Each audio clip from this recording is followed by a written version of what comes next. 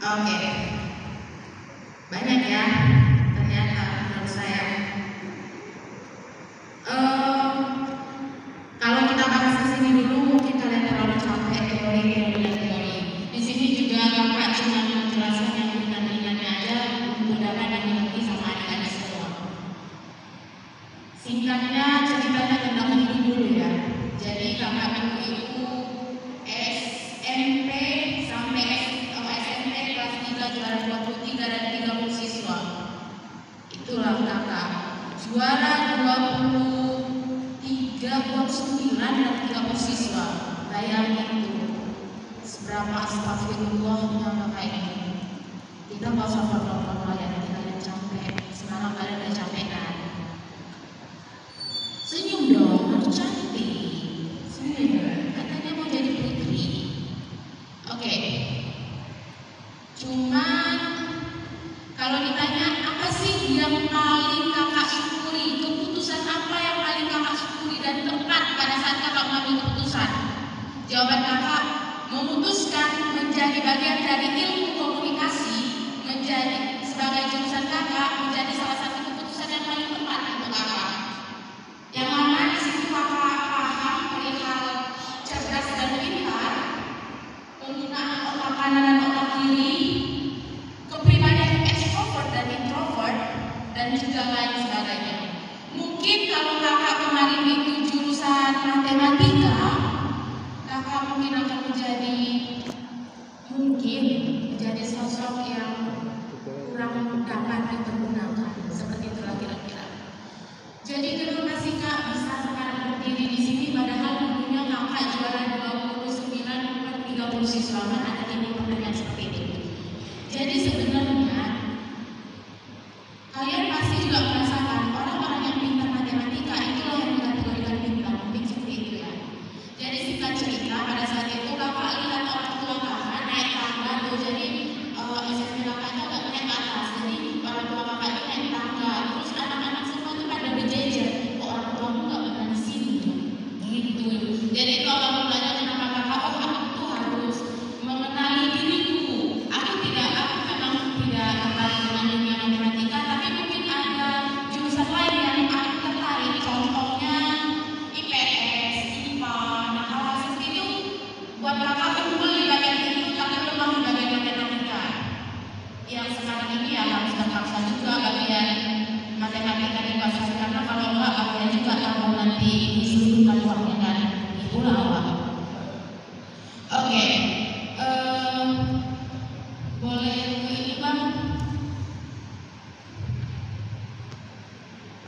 Jadi juga kakak jadi fotografer beberapa tahun, itu tidak terlepas juga dari dunia komunikasi.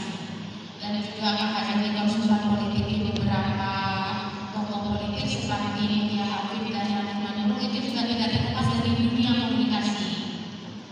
Jadi boleh ke slide itu bang.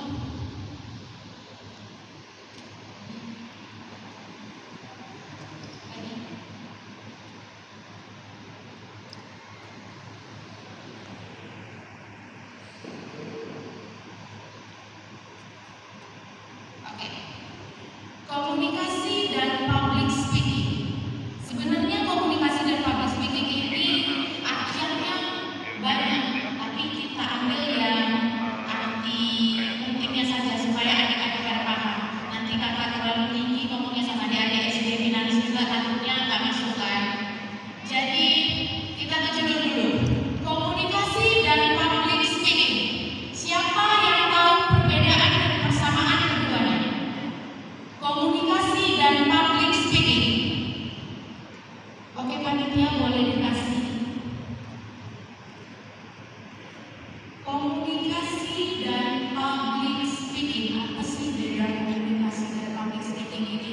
Kayaknya sama loh. Komunikasi berbicara, public speaking juga berbicara. Jadi apa bedanya?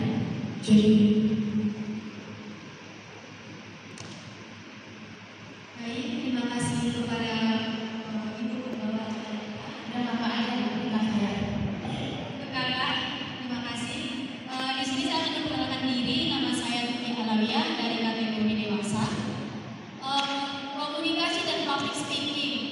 Komunikasi speaking usahanya itu berbicara, tapi tidak semua orang bisa berbicara seperti pembawaan public speaking. Public speaking itu artinya kita mampu menguasai bahan, kita mampu menguasai audiens kita. Komunikasi hanya sebatas seperti kita dengan kawan kita. Seperti itu komunikasi. Oke. Dari adik-adik yang kategori kids, ada nggak yang tahu apa perbedaan komunikasi dan public speaking? Karena dulu zaman aku masih anak-anak, aku tuh nggak bisa komunikasi, terus grogi ke komunikasi. Aku baru bisa mengalahkan diri aku itu di kelas 2 SMA, baru bisa mengalahkan diriku sendiri. Karena tantangan yang paling luar biasa itu datangnya dari diri kita sendiri. Jadi anak-anak kids nih, adik-adik, ada nggak yang tahu perbedaan komunikasi dan public speaking? Oke, boleh dikasih.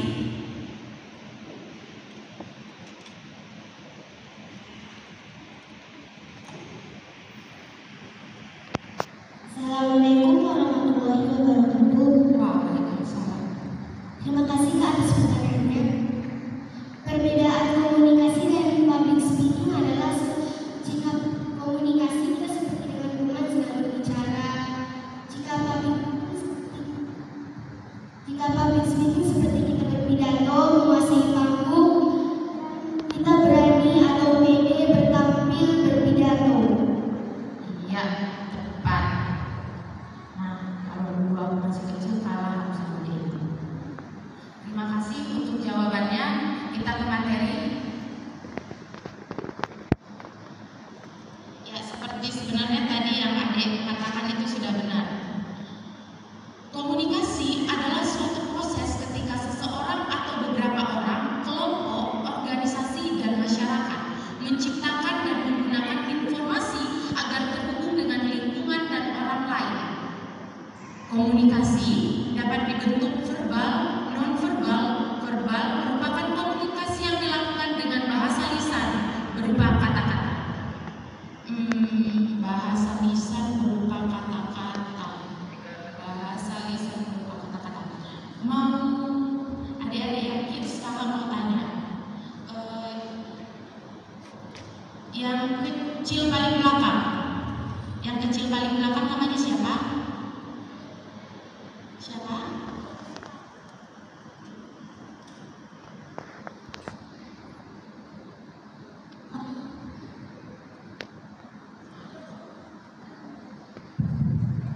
Hairul Fadila. Hairul Fadila. Kakak ingin fokus ke anak-anak nih, jadi dengerin ya. Hairul Fadila. Tadi komunikasi dapat berbentuk verbal dan non-verbal. Verbal merupakan komunikasi yang dilakukan dengan bahasa lisan berupa kata-kata. Wiriat ya tadi namanya. Siapa tadi? Hairul Fadila. Hairul Fadila. Hairul Fadila tahu tadi komunikasi? Kalau misalnya tidak tahu itu sangat tidak masalah karena Hairul Nisa kan masih anak-anak. Hairul Nisa tahu komunikasi? Atau ada yang lain, anak-anak yang lain? Jangan dari remaja ya, dari anak-anak. Karena mungkin dari remaja udah paham komunikasi itu apa. Ada yang lain dari adik-adik? Ayo siapa nanti yang bisa menjawab, kakak kasih free tabung es putih. Mana nih? Komunikasi dapat berbentuk verbal dan non-verbal. Verbal merupakan komunikasi yang dilakukan dengan bahasa lisan berupa kata-kata. Siapa kira-kira yang mau jawab pertanyaan kakak? Oke, siapa namanya? Perkenalkan, nama saya Syafatul Burungan, asal saya dari Sipiro, kategori kids. Oke. Komunikasi dengan cara verbal yaitu seperti dengan cara lisan atau kata-kata dengan teman. Sedangkan non-verbal dengan gerak-gerik tubuh seperti misalnya dengan bahasa isyarat. Oke. Teknik mengelola kegugupan. Yang pertama, kalau kalian ingin menguasai kegugupan itu supaya tidak ada di dalam diri kalian ataupun terminimalisir. Yang pertama, bayangkan kalian akan menjadi orang besar atau seperti motivasi. Aku harus jadi orang yang seperti ini. Aku nanti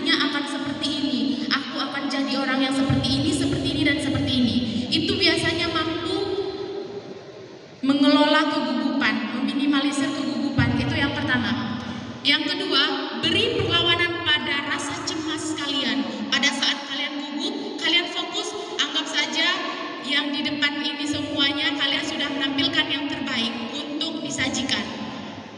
Visualisasi kesuksesan seperti yang kakak bilangkan tadi, bayangkan kalian memiliki motivasi untuk menjadi sukses. Aku bakalan sukses, aku bakalan sukses. Mindset kalian itu akan membawa kalian kepada apa yang kalian pikirkan. Dan motivasi diri untuk terus berkembang. Jangan pernah puas dengan ilmu yang kalian dapatkan hari ini. Seperti kalian masuk ke dalam dunia pageant, jangan cuma di pageant aja. Kelola apa saja yang bisa ditampilkan oleh diri kalian, baik secara komunikasi atau tidak. Lanjut. Ini adalah sudah memasuki era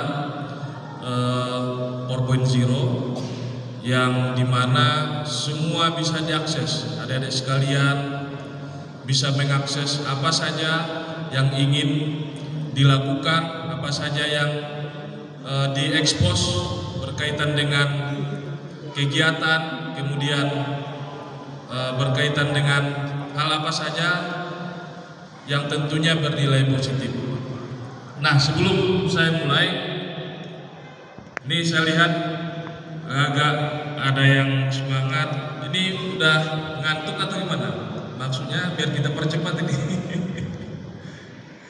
Ya, jadi gini, saya buatkan yel-yel dulu ya. Mungkin ada biar agak semangat sedikit. Boleh berdiri semua peserta ya. Jadi kalau saya sampaikan nanti apa kabar, jawabnya luar biasa. Kemudian ketika saya sampaikan lagi apa namanya, karena ini adalah materinya tentang pengusaha ya, ketika saya sampaikan nanti pengusaha, jawabnya pejuang gitu kan. Bisa kira-kira apa kabar? Waduh, apa kabar? Ya, apa kabar? Pengusaha? Ya, kalau saya sebutkan pengusaha, jawabnya pejuang gitu ya.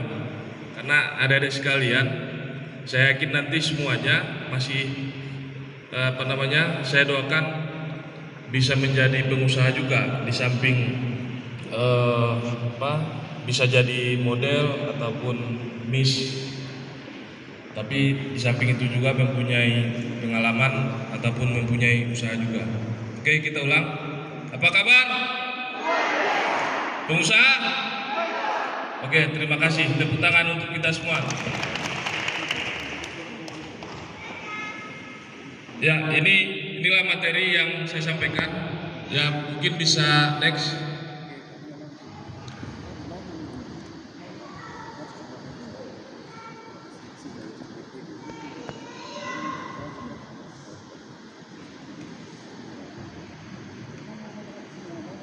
Ya, next lagi.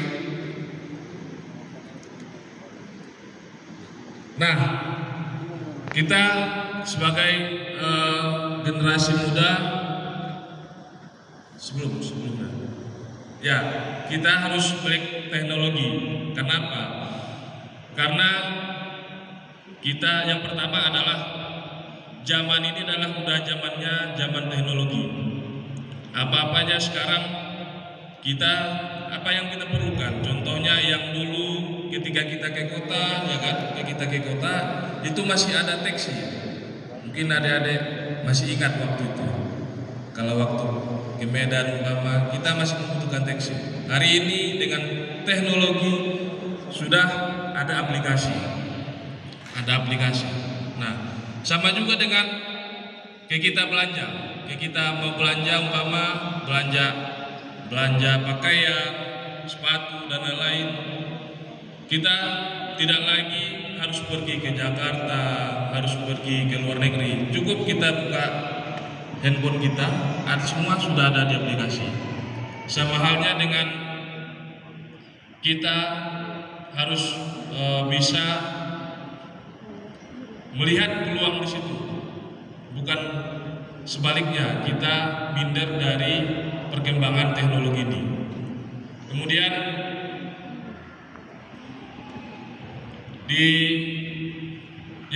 nah ini sebenarnya saya buat kemarin ada digitalisasi bisnis, contohnya yang tadi. Kemudian tantangan, nah tantangannya adalah mungkin ini agak-agak sama dengan adik-adik sekalian.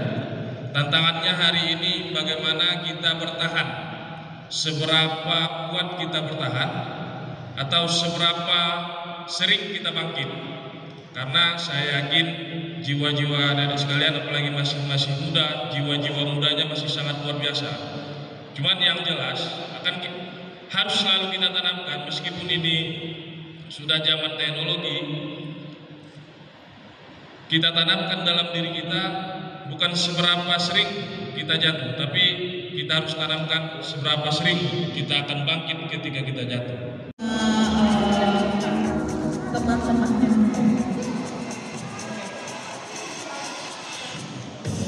Oke, terima kasih Kak Abang yang sudah menyempatkan waktunya